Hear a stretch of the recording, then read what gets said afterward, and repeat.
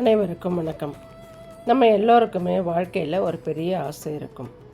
அது நிம்மதியாக இருக்கலாம், செல்வமாக இருக்கலாம், இல்லைன்னா எடுத்த காரியத்தில் வெற்றியாக இருக்கலாம். ஆனால் இதையெல்லாம் தாண்டி ஒரு தெய்வீக சக்தி நம்மளை வழி நடத்துதுன்னு நம்புகிறப்ப அந்த வாழ்க்கை இன்னும் அழகாக மாறும். இன்றைக்கி நம்ம வீடியோவில் அன்னை மகா திரிபுர சுந்தரியோட அருளை முழுமையாக பெறுறதுக்கு ரொம்பவே சக்தி வாய்ந்த இந்த சக்தி வழிபாட்டை, அதாவது ஸ்ரீசக்கர வழிபாட்டை எப்படி செய்யணும்னு பார்க்கலாம். இதை ஒரு முறை செஞ்ச பார்த்தாலே மனசில் ஒரு பெரிய மாற்றத்தை உணர்வீங்க. சரி, வாங்க வீடியோக்குள்ளே போகலாம். பொதுவாக அன்னை லலிதா திரிபுர சுந்தரியை வழிபடுறது அப்படிங்கிறது ஒரு பெரிய பாக்கியம்னு சொல்லுவாங்க.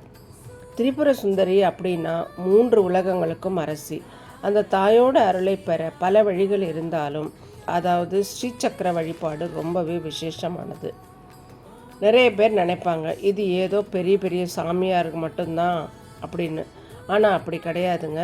ரொம்ப எளிமையாக நம்ம வீட்டிலேயே அன்போடையும் பக்தியோடையும் தூய்மையோடையும் இந்த ஸ்ரீசக்கர வழிபாட்டை எப்படி செய்யணும்னு நான் இன்றைக்கி விளக்கமாக சொல்கிறேன்.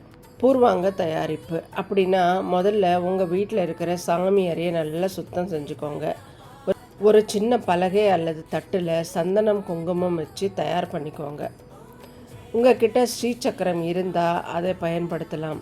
அப்படி இல்லைன்னா அன்னை திரிபுர சுந்தரியோட படத்தை மனசில் நல்லா நினச்சிக்கிட்டு ஒரு நெய் விளக்கு ஏற்றி வைங்க. வழிபாட்டின் போது ஓம் திரிபுர சுந்தரியை நமக அல்லது உங்களுக்கு தெரிஞ்ச லலிதா சகஸ்ரநாம ஸ்லோகங்களை மெதுவாக சொல்லுங்கள்.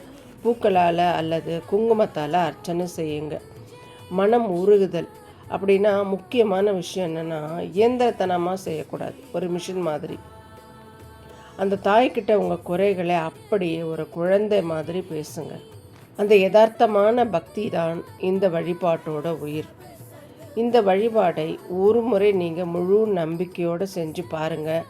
உங்கள் வீட்டில் இருக்கிற எதிர்மறை ஆற்றல் எல்லாம் விலகி ஒரு அமைதி நிலவரதை நீங்களே பார்ப்பீங்க. தடைப்பட்ட காரியங்கள் நடக்கும். முக்கியமாக மன அழுத்தம் குறைஞ்சி ஒரு தெளிவு பிறக்கும்.